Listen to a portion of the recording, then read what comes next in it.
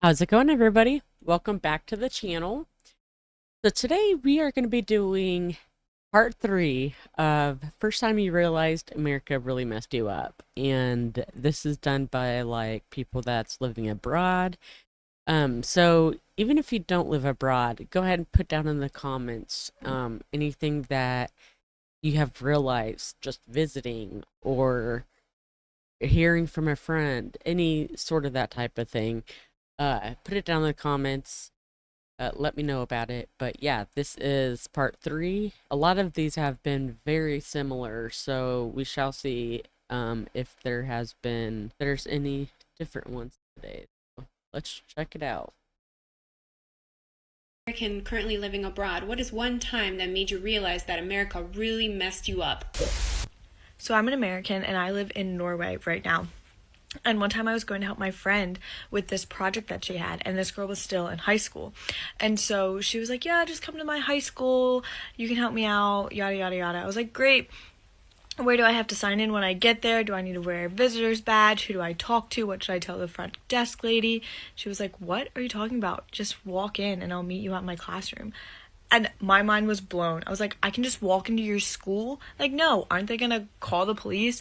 Aren't they gonna send out an intruder alert? Like, I can't just walk into your high school and just walk straight to your. Yeah, that's crazy. So when I was in school, I remember it used to be like that. Like I have no idea what has changed from since I was little to now, but like it is very secure. So if I've in the past have had to take my oldest son out of school for like dentist appointment. The insurance that he has, you have to make the appointment during school hours. I have no idea why, but when you walk up to the building, you could go only through one door and you have to hit a button and then an intercom thing will come in and you could be like, hey, this is so and so. I'm here to pick up this person for this reason, and then they will call that person down. And there's like two doors that you have to go through, but they have to push the button for you. So, yeah, that would be very strange. You do have to have a visitor's pass, and you can't just go in anytime you want. So, yeah, that would be very weird to me. Your classroom. No. Then I realized just how messed up it is that American high schoolers are like security prisons.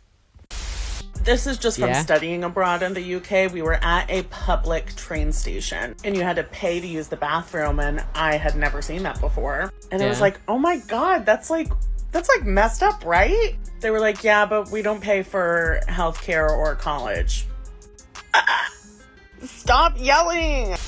So when I was a teenager, I went out of the country one time to go on vacation to the Bahamas, and we were staying at this resort, and shit happened. I caught a virus that was going around the resort, and then I had an allergic reaction to the virus, and I couldn't really breathe. But the on-site paramedic had already left for the day, so the hotel concierge took us to the hospital in his van and just told us to call when we were ready to head back. So we go to the hospital, I get treated, and as we're leaving, my mom tries to give them her insurance card, and she's telling them, like, I'm so sorry, we've never been out of the country before, I don't know how to do this. They told her, like, oh no, you just keep that, we don't take insurance here. And the look on my mom's face was terrified, like, oh my god, we're gonna have to sell our house, terrified. This was when they realized we were Americans, and they were like, oh no, no, don't panic, you must be American, we have universal health care here, you just need to pick up your medicine in the lobby, you're fine. Are you serious? The medicine was I was just wondering about that. If like if I go down there to visit, if I was to get sick, would I be able to go and will it be covered? So that's wow. was $8, and they gave me a note to give to the airline to get back into my own country. Okay, I love this question. I actually don't live abroad right now, but I spent basically most of my 20s living abroad, and for 6 of those years I was living in the UK, and in my first like professional job, you could say there, this one time I got really sick and I was feeling really unwell, and I was like, I had 5 weeks of leave, and I really had assumed that that must have been like my sick and my vacation time like in one, because 5 weeks is like so much time relative to American standards. And I was really sick, and I was like, and then I was like, but honestly, I don't want to use up my sick time. And my boss was like, what are you talking about? Like, if you're sick, like, you're just sick.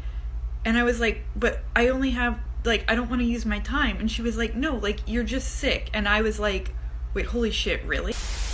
Yeah, that don't happen here. They do a point system for most places or most factories, I should say. Like, they don't in restaurants, I suppose. But in factories, they do a point system. Like, if you are so many minutes late, you get docked half a point or 1 point. When you first start, you start with like 7 points. If you're completely absent, then it's like 2 points. But if it's only a half a day, it's 1 point. It's just all crazy. And if you point out, you're done. Like, that's it, you're done. You might as well, like, I've had a job before where I'm like, I woke up late, I don't know why, I have issues, and woke up late, and I'm like, oh, I pointed out, I'm jobless, I'm not even gonna go in, you know? I went to uni in the UK and I still live there, so I've got a ton of these. Probably the first that comes to mind is when, first year, I realized I was picking my seats in lectures about where I could be protected in case someone came in and started shooting. And I brought it up with my group of friends, which had Americans, non-Americans. And all my American friends were like, oh yeah, I'm also terrified of someone coming in and taking us out in a mass shooting. And of course, all of the non-Americans were like, what the like, never been worried about that. And yeah, they shouldn't be. They do have drills now, if something was to happen like that. But like, yeah, they do have officers there. And especially in the morning, they'll have officers there. And then, honestly, I don't know. I haven't been in the building since like I graduated. And I don't know if they have like metal detectors through that second door, but yeah, they do a bunch of precautions. Like, we do drills for this, we do tornado drills, and we do fire drills. Yeah, if there's some sort of shooting. I know there's some places that have like, or some schools that have doors where it like locks on the inside or outside, whichever works in their favor, I guess. But yeah, throughout the years, they've had to take a lot of precautions, a lot. Did y'all know that in other countries, they can go to the pharmacy and actually get what they need? I live in Addis Ababa, Ethiopia right now, and I went to the pharmacist and I was like, hi, I think I kind of have like a UTI. Like, do you have any pain medicine, any cranberry? And she's like, why don't I just give you antibiotic? And I was like, then I go back and I'm like, hi, I'm going to South Africa next week, like on safari, like any good, mosquito repellent? And she's like, girl, you want anti-malarials? And then I get bold with it, right? I go in there, on another occasion and I'm like, I'm back, I'm waiting for my birth control, like, to come from the US. Like, it's taken a while, prescriptions and doctors and all that. And she literally threw the birth control at me. Amazing. So I have a really Yeah, so for us to get birth control, we do have to go to the doctor and go pick it up every single month from the pharmacy. And sometimes, like, you have to be seen, like, every so many months if you are on medication. And, like, every few months you have to go in and be seen by the doctor, make sure everything's okay, and then they give you the next few refills. But, yeah, that's crazy. embarrassing one. It was my first time getting pulled over by a German police officer. When the cop walked to my vehicle, I was like, why'd you pull me over? Geez, I can't get a break anywhere I go. Is it because I'm black? Then the police officer looked at me very calmly and was like, bro, in Germany, we do random traffic stops. Not only that, he also educated me on everything you need in the vehicle for a random traffic stop. After that, he didn't even do the random traffic stop. He just walked away and said, have a nice day. Very respectful. After he left, I just sat there dumbfounded and I was like, wow, in America, I'm so used to getting pulled over for being black for no reason. And it really changed my whole attitude towards police officers out here in Germany. Yeah, so super ignorant moment for me that I definitely learned from. Yeah, so that's cool. And like, yeah, in Germany, you have to have like, don't you have to have like a flashlight in the back of your car and like maybe a orange cone or like a safety vest or uh like pretty much everything you need in case of an accident. Like we don't have that. Um we should, but we don't. Because they just don't care apparently. But yeah, that's nuts. Right then, that's your repeat medication all sorted. Oh, great. Now you're nearly 25, so you should probably come back in soon to get a cervical screening test. Oh, sure. And here's some info about IUDs since you were asking about those. Okay, and what's like a ballpark for how much all of this costs? IUD? What is that? Those. Okay, and what's like a ballpark for how much all of this costs? Like 500, £1,000? It's free. Oh. Well, besides That's crazy. wanting to get under a desk every time I hear like a bang noise, I had no idea what that was before I moved to Australia. Oh, yeah. I'm an American living in Canada. Wait a minute. I had no idea what that was before I moved to Australia. I have no idea what that was either. Oh, yeah. I'm an American living in Canada here since 2007. When I went to school, my schools had security guards. They don't have that in my son's school. My son does not have a security guard.